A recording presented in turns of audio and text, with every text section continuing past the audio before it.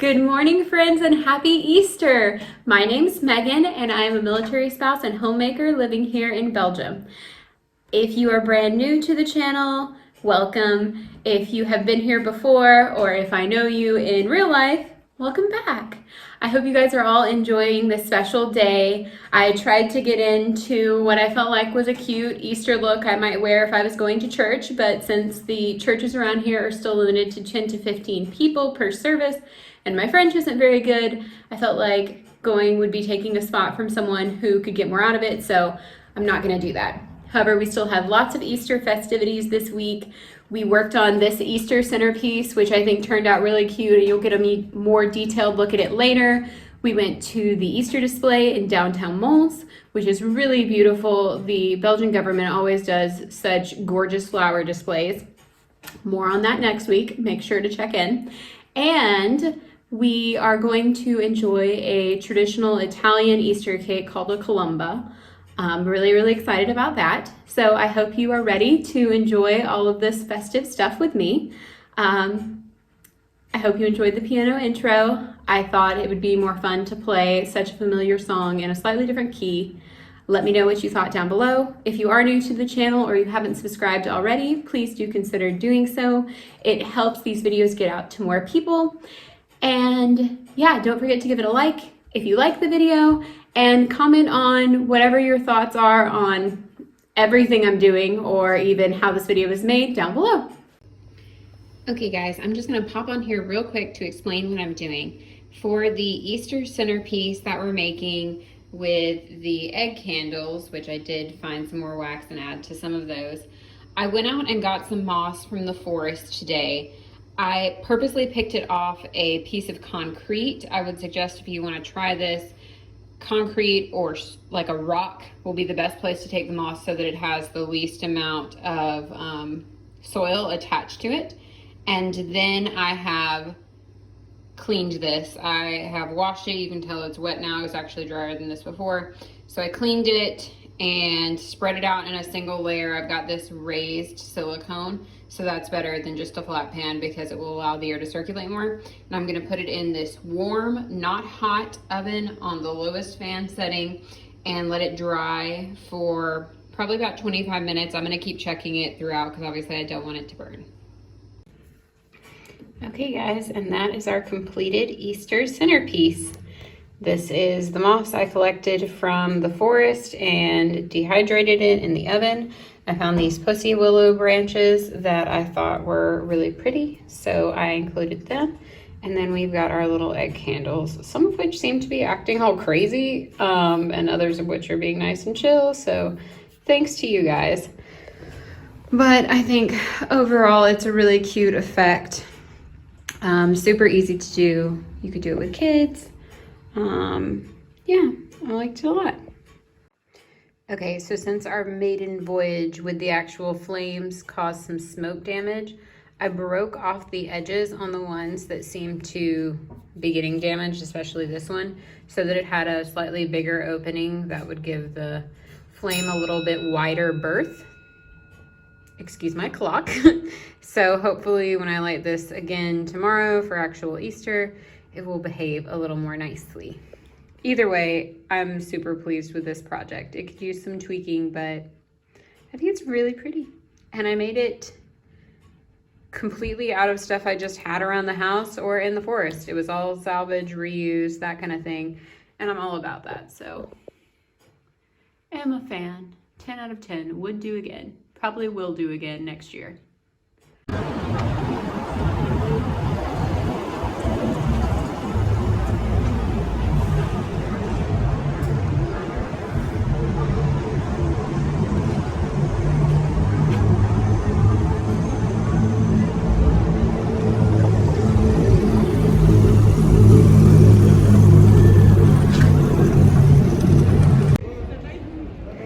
We are here at the Mons Easter display. I think they put the Easter bunny up there, but there's an egg in there right now, and this whole area is closed off. So we're a little confused, but they clearly put a lot of effort into making this look nice with the fake flowers up there and these living flower displays like right here.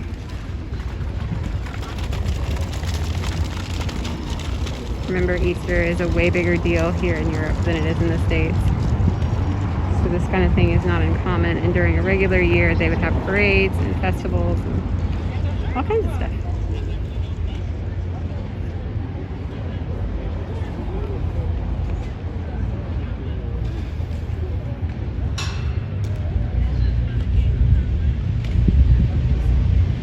This is our town hall building. Maison de Ville. I'm doing it. The Belgian mounted police have come by to make sure we're not doing anything illegal out here. Okay guys, so this is called a colomba. It is a very traditional Italian Easter cake.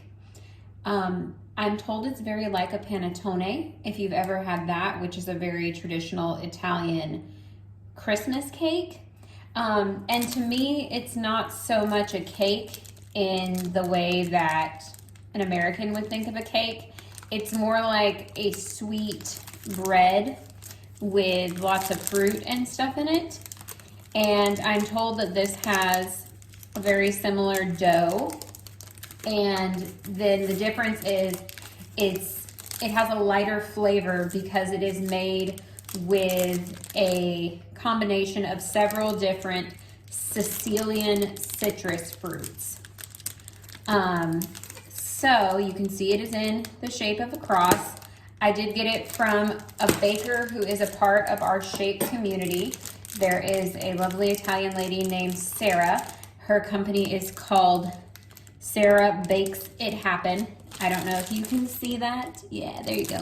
So I will link her Instagram, which I think is her main social media presence, in the description box below. I bought this from her over a month ago when the Easter market, we have a virtual online Easter market. Markets are really big here in Europe. The Christmas markets are probably the most famous, but they also have them for Easter. So this year, because of COVID, we can't have a real one, so we're having a virtual one. And it started about a month ago, and she put these on there. But she told me when I inquired about it that keeping it in its wrapping like this for up to 2 months would actually improve the flavor and allow the flavors to meld together. So I bought this as soon as she would give it to me, and then I allowed it to sit in its wrappings for about a month at my house. And now that it is Easter, I am going to cut some of this. It's kind of about dusk time here at the house, and me and Tyler are about to have tea like we generally do in the evening. So I'm gonna cut some of this and put some melted butter on it, maybe heat it up a little bit in the oven, and then have some with tea.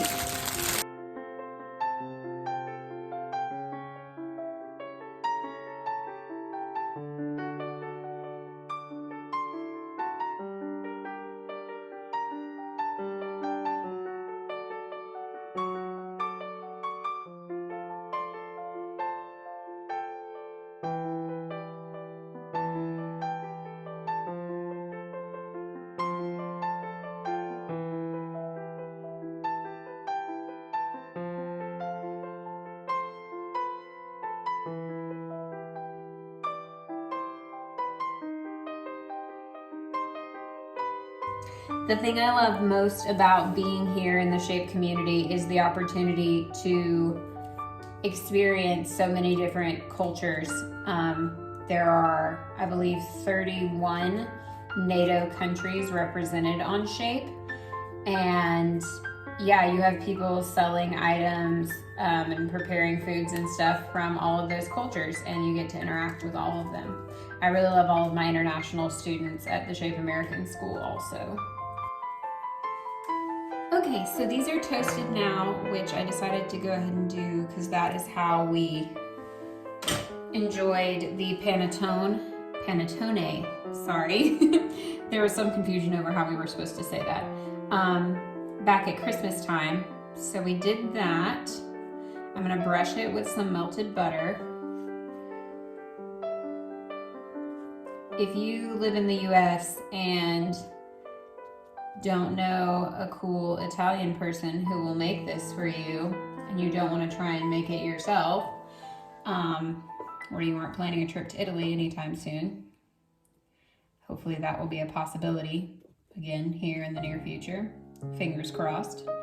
I do believe there is a company I've seen advertising this and other Italian foodstuffs on the internet. I believe it's called Piedmont Delights or something. I'm not sure. I will look it up and I will also link that down below, because if you're just sitting there like, yeah, that's really cool for you, Megan, but I don't have a cool Italian lady in my community who's making these, so I may be able to find a way to link you up with someone, or at least a company. Will probably not be nearly as good as Sarah's, but you know, gotta do what you can do.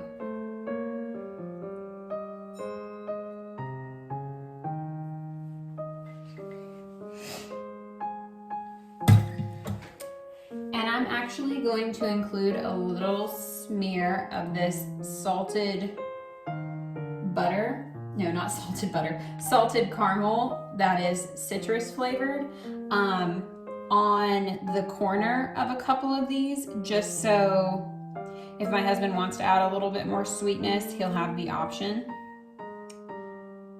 And yeah, we'll give it a try.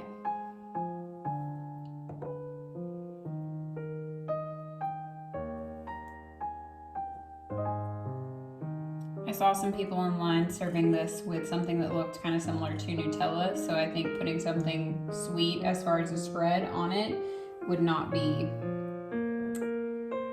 incorrect.